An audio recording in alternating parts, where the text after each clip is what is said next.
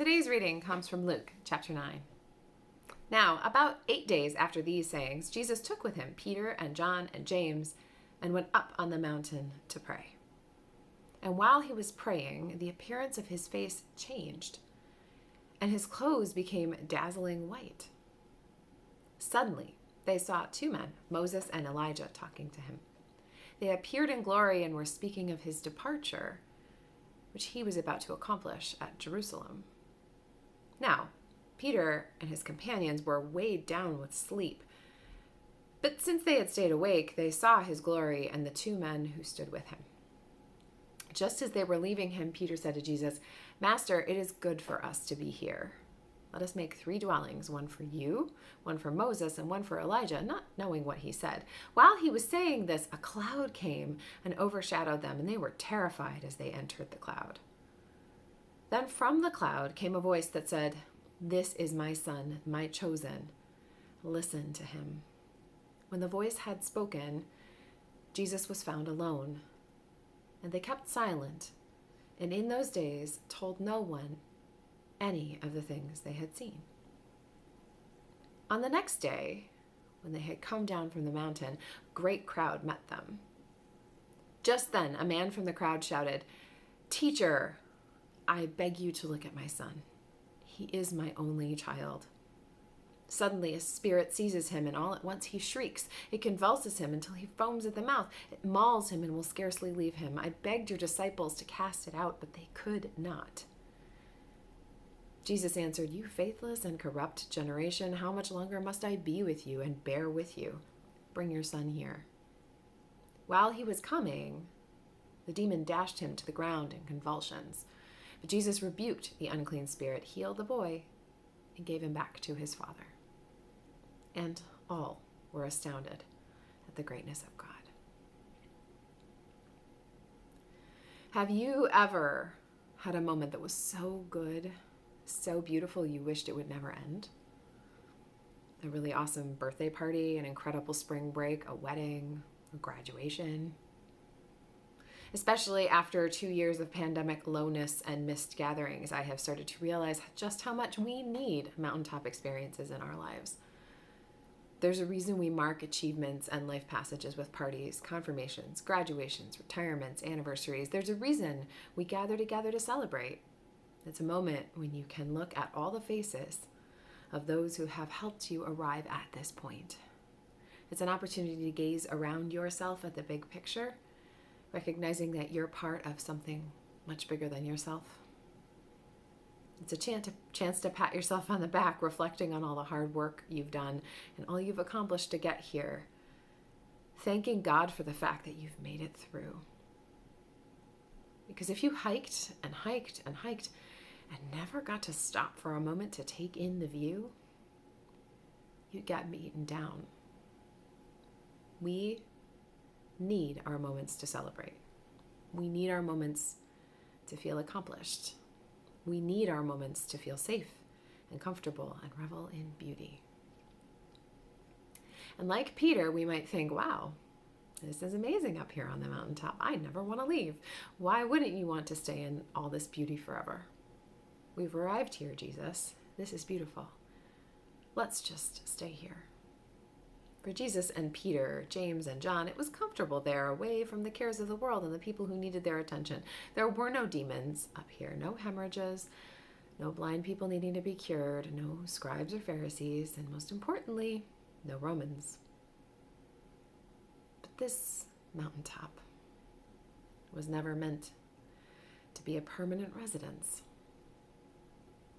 Because the beauty of the mountaintop is something we need, but it's not something we can hang on to. It's not something we can hoard for ourselves. It's not a special experience just for the few. We need mountaintop experiences, but we don't stay on the mountaintop. My kids have, predictably, both said they wish every day could be Christmas. And I remember thinking that when I was a kid too. But as you get older, you start to realize that although these days of celebration are amazing and wonderful, they stop being special if they're not out of the ordinary, if they're not extraordinary. If we're not careful, something beautiful can become mundane. if we start to take it for granted, if we refuse to share it with anyone else, and if we stop seeing extraordinary things as extraordinary, we lose our perspective. Jesus knew that he and his friends would have to come back down from the mountaintop. Even though it was important to spend some time at the top, to have a chance to rest and revel, the reality of life and their ministry was way too important to steal away to the mountaintop and stay there forever. The point of Jesus' ministry was not to sequester himself away from the cares of the world. The point of Jesus' ministry was to be in the world, to be fully human, to live in the world in love, to be set free and to set others free. If they'd never come back down, Jesus wouldn't have healed the boy suffering from the demon. He wouldn't have restored sight to the blind man. He wouldn't have continued confounding and annoying certain people and changing lives at the same time with his parables and teachings. He wouldn't have chased the money changers out of the temple. He wouldn't have ridden into Jerusalem on a donkey with palms waving. He wouldn't have given his life. Only those 3 disciples would have known who Jesus really was. They would have spent the rest of their days in divine navel-gazing. Like Moses before them, they were on the mountain, standing in the presence of God's glory. They had been set free. They had been given the freedom to stop worrying about the picky pieces of the law that squeezed them, the little things they had to do to obey the letter of the law, and they had been given the freedom to look to the heart of the law that says that above all else, love one another as God has loved you, even if it's inconvenient, even when it's hard. When you've been set free, when you've experienced liberation, you use your freedom to liberate others. Life isn't just about finding your mountaintop and hanging out there forever, staying comfortable and away from anything and everything that might hurt you. But we can use our mountaintop experiences to strengthen us for the journey ahead, to propel us forward and to help strengthen others in their struggles too. Our lives are made better by mountaintop experiences. In them, we're gifted with the sense of awe that comes from realizing we're so small and yet an integral part of this enormous, beautiful world. Being on top, being able to see for miles, gives you the big picture. Mountaintops allow us to dream and cast our visions, keeping us from getting stuck in the details.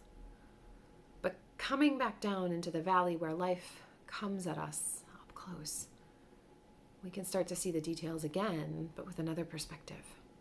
We can see how they all fit together in a way we wouldn't if we'd never seen that grand scene in the first place.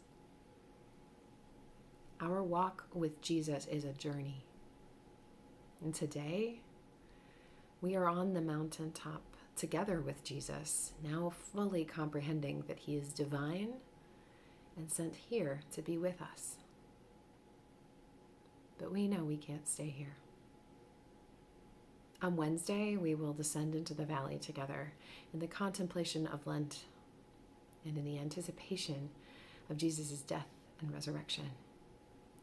But we have seen the glory of the mountaintop, and we have been strengthened for the journey, and by God's grace, we will make that journey together. Amen.